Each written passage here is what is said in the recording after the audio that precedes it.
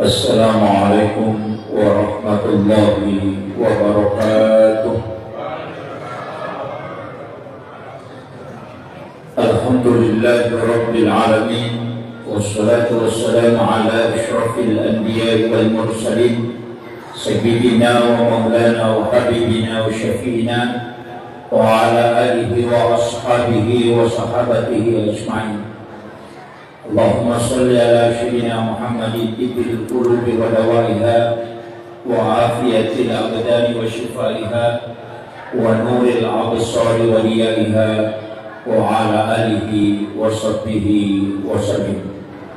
Ma'asyiral muslimin, sidang jamaah salat Isya yang insyaallah dirahmati dan dimuliakan oleh Allah Subhanahu wa taala.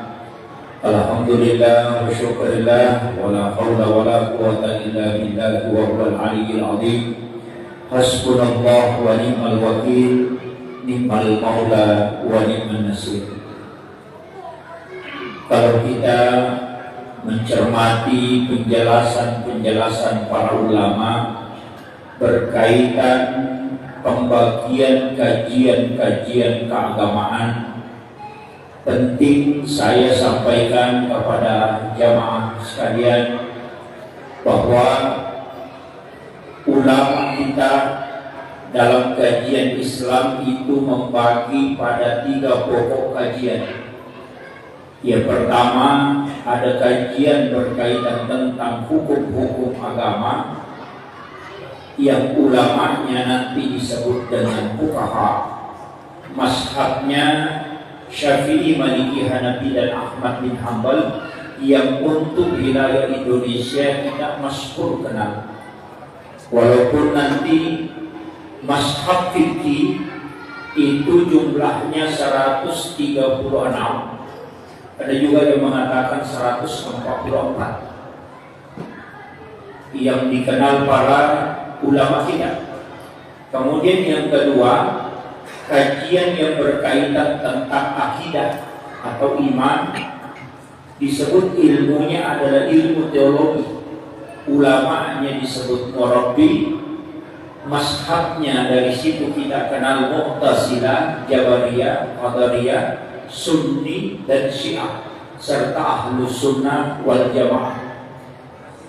Kemudian kajian yang ketiga adalah kajian akhlak atau disebut dengan kajian ihsan. Ulamanya disebut mursyid. Kemudian mazhabnya dari situ lahir tarekat. Ulamanya disebut sufi. Hakikatnya sebenarnya adalah tasawuf. Objek kajiannya adalah akhlak dan adab. Tujuannya adalah mengenali Allah secara hakikat. Sedangkan akidah mensucikan penyembahan, bahwa meyakini tidak ada yang hak disembah kecuali Allah.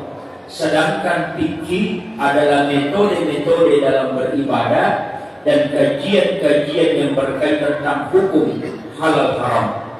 3 hal ini tidak boleh digabungkan. Kapan kajian tasawuf diturunkan pada kajian fikih, itu menjadi rancu. Atau kajian tauhid kemudian dinaikkan pada kajian tasawuf, itu masalah. Saya kasih contoh, ulama dalam kajian tasawuf itu akan berbicara hakikat di balik segala peristiwa yang ada. Tidak pernah melihat akibat, tapi dia akan melihat asbab. Contohnya, mana yang mesti disyukuri, lapar atau kenyang? Kalau mungkin kita secara syariat mengatakan yang harus disyukuri adalah kenyang, justru ulama tasawuf yang harus disyukuri adalah lapar. Karena orang yang lapar akan nikmat memakan makanan, sedangkan orang yang kenyang tidak mungkin menikmati makanan ketika dia makan. Artinya, nikmatnya makanan akan hilang kecuali ada pada orang yang lapar. Sehingga lapar dan hauslah yang harus disyukuri, bukan kenyang yang harus kita syukuri. Itu pengkajian dalam tasawuf. Orang sehat itu kita merasa nikmat, tapi tidak akan pernah dirasakan nikmatnya sehat kecuali orang yang sakit. Itulah sehingga ketika ulama tasawuf itu sakit, dia tidak akan berobat. Alasannya apa? Ada hadis Nabi yang mengatakan bahwa ketika umatku tertimpa penyakit sehari semalam, 1 tahun dosanya dihapuskan oleh Allah. Sehingga hadis ini menjadi dasar. Itulah sehingga Hujjatul Islam Imam Ghazali ketika tidak sakit dalam 1 bulannya, maka dia akan menangis takut kalau Allah melupakan dia. Hakikat-hakikat seperti ini dipelajari dalam ilmu tasawuf dan tidak akan kita temukan dalam ilmu fikih. Kajian sederhana begini. Orang yang sholat untuk tahu apakah sholatnya sah atau tidak, itu berkaitan tentang hukum. Itu yang dipelajari dalam fikih. Untuk yakin bahwa sholatnya ini sampai ataupun tidak, itu dipelajari dalam akidah. Sedangkan untuk khusyuk dalam sholat dipelajari dalam tasawuf. 3 ilmu ini harus selalu berbarengan dalam setiap ibadah. Ketika salah satunya hilang, itu fatal. Jika orang hanya mengingat Allah tapi dia tidak sholat, itu juga jadi masalah. Tapi orang sholat tapi tidak mengingat, masalah juga. Makanya 2 hal ini harus selalu ada. Inilah yang kadang-kala ada segolongan umat Islam yang tidak menerima. Kalau memang ilmu tasawuf kita tidak terima, kita boleh kasih istilah dengan istilah lain seperti tazkiyatun nufus. Itu tidak masalah. Yang jelasnya yang penting hakikatnya belajar tentang bagaimana mengenal Allah. Itu kuncinya. Karena kalau bapak ibu mau khusyuk dalam sholat, untuk khusyuknya kalau belajar fikih itu mustahil ketemu. Karena fikih mengajarkan bagaimana takbir, bagaimana ruku, bagaimana baca, itu saja diajarkan. Tapi bagaimana mengenali dan mengingat Allah itu tidak diajarkan dalam fikih, tapi akan diajarkan dalam zikir dan tasawuf. Mengambil contoh kajian juga susah. Ini penting saya sudah luruskan sebelum saya akan lanjutkan ceramah di hari-hari berikutnya. Kenapa? Karena ini dasar pokok. Kalau di sini rancu, ke belakang akan rancu. Kenapa banyak orang tidak mau menerima ceramah saya kalau pada mengatakan bahwa ini ceramah banyak bid'ah? Karena itu tidak tahu alur pemikiran Islam. Makanya kalau saya kasih contoh, kita pernah dengar di televisi ada ustaz yang mengatakan hormat kepada bendera merah putih itu musyrik. Sungkaman kepada orang tua itu musyrik. Kenapa? Karena contoh yang dia ambil adalah contoh adab, tapi dia bawa ke tauhid. Itu bahayanya. Hormat kepada bendera merah putih ketika upacara bendera itu adalah contoh akhlak, bukan contoh tauhid. Itu contoh akhlak. Orang yang hormat kepada bendera merah putih itu sebagai ta'zim, sebagai penghormatan kepada pejuang yang telah memperjuangkan negara ini sehingga bisa merdeka. Makanya dia hormat, tapi hormatnya itu bukan menyembah. Ketika dia dibawa kepada tauhid itu batal. Saya kasih contoh, tidak usah terlalu jauh mengatakan hormat kepada bendera merah putih. Makan obat itu bisa musyrik kalau ditarik ke tauhid. Coba. Karena orang sakit kepala kemudian makan obat, dia mengatakan alhamdulillah setelah makan obat sakit kepala, parames, sakit kepala aku berhenti. Berarti itu musyrik kalau ditarik ke tauhid. Karena dia menganggap obat bisa menyembuhkan, itu bukan Allah. Musyrik itu. Kalau contoh yang diambil tadi ditarik ke ilmu tauhid. Tapi kalau dia ditarik dalam ilmu fikih bahwa obat ini adalah asbab yang mengetahui tentang sembuh atau tidak itu urusan Allah. Adapun tentang kelebihan pada obat itu memang Allah berikan kelebihan pada segala sesuatunya. Itu sudah masuk dalam kajian akidah, itu tidak masalah. Makanya kadang-kadang kita ini memahami agama terlalu simpel. Sedikit saja langsung mengatakan haram, sedikit saja mengatakan sesat, karena tidak melihat konteksnya, tidak melihat latar belakangnya. Orang datang ke kuburan berdoa, mendoakan orang yang meninggal, itu diperintahkan oleh agama. Rasulullah lakukan setiap malam Jumat. Tapi ketika orang datang ke kuburan meminta kepada orang yang mati, maka itu musyrik. Sama-sama berangkatnya, tapi caranya yang beda, menyebabkan hukumnya berbeda. Pisau kalau dipegang oleh imam itu berkah karena bisa menyembelih binatang kurban. Tapi kalau pak pencuri yang pegang itu bahaya karena biasa leher orang kaya yang digorong. Pisaunya sama, tapi orang yang pegangnya berbeda. Itu bisa melahirkan hukum yang berbeda. Narkoba di tangan dokter itu bisa dipakai untuk resep obat, sedangkan narkoba di bukan dokter itu bisa disalahgunakan. Artinya apa? Segala sesuatu ini dalam agama itu ada kadarnya dan ada tempatnya, ada aturannya. Ketika lepas dari situ maka agama menjadi masalah. Ini penting kita adukan, makanya pengkajian ilmu seperti itu. Nanti kalau misalnya ada pembahasan berkaitan tasawuf itu berarti berkaitan tentang akhlak. Kalau berkaitan tentang masalah hukum itu masih berbeda. Ulama fikih itu berbeda karena Allah yang mengatakan walizalika khalaqakum. Demikianlah aku ciptakan engkau tidak satu pendapat. Allah mengatakan seandainya aku inginkan umatku satu pendapat, aku mampu, kata Allah. Kata Allah mengatakan aku tidak menginginkan ini. Jadi kalau ada orang hanya ingin satu pendapat, maka itu melawan hukum Allah. Makanya Imam Syafi'i, Imam Malik, Abu Hanifah dan Ahmad bin Hanbal itu berbeda, tapi perbedaannya pada tataran pemaknaan dan pada kaidah. Saya kasih contoh. Imam Syafi'i, Imam Malik, Abu Hanifah dan Ahmad bin Hanbal mengatakan sedekahnya pemain judi, sedekahnya dari uang haram itu haram diterima. Panitia masjid tidak boleh terima uang haram seperti hasil judian, itu haram diterima. Ketika itu diterima maka nanti panitia masjid bertanggung jawab. Iya. Kalau dia sudah tahu ini uang haram, kemudian dia terima, itu 4 kali dapat hukuman. Yang pertama dihukumi samongkol dalam masalah keharaman. Yang kedua tidak menolak yang haram. Yang ketiga mengotori tempat suci. Yang keempat ibadahnya orang tidak berkah gara-gara dia menerima uang haram. Maka panitia yang menerima sumbangan dari pemain judi, orang sabu-sabu dan lain sebagainya dari minuman haram, maka panitia itu nanti kala akan kena hukuman di akhirat. Itu 4 masalah. Tapi Profesor Dr. Said Yusuf Qaradawi berbicara sebaliknya. Dia mengatakan pemain judi bersedekah, ambil, jangan tolak. Kapan kau tolak bisa berdosa. Alasannya kenapa? Kalau pemain judi bersedekah, kau ambil uangnya, pasti dia tidak pakai lagi main judi. Karena kapan kau tidak ambil dia main judi, berdosa lagi tuh. Jadi caranya supaya dia tidak berdosa, ambil uangnya. Cuma jangan gabungkan dengan uang yang bersih, pisahkan. Kira-kira dibuatkan kotak baru ditulis sumbangannya pemain judi. Seperti itulah mungkin. Jangan digabungkan. Jangan juga masukkan ke dalam masjid. Jadi simpan di mana? Ketika bangun menara pakai di situ. Ketika bangun WC pakai di situ. Jangan masukkan ke tempat ibadah. Karena itu tidak akan mempengaruhi pelaksanaan sholat di dalamnya.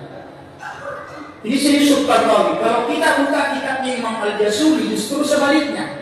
Dia mengatakan kau terima, pasti tetap akan ditanya. Kalau mau aman, bikin kotak amal besar, simpan di depan pintu masjid, kemudian tulis di situ kotak amal impak. Kemudian nanti sumbangannya dia masukkan ke situ. Panitia boleh ambil, gunakan untuk apapun. Nanti di akhirat kalau ditanya, ini uang dari mana? Kasih tahu malaikat, saya tidak tahu, cuma ini kotak amal. Selesai.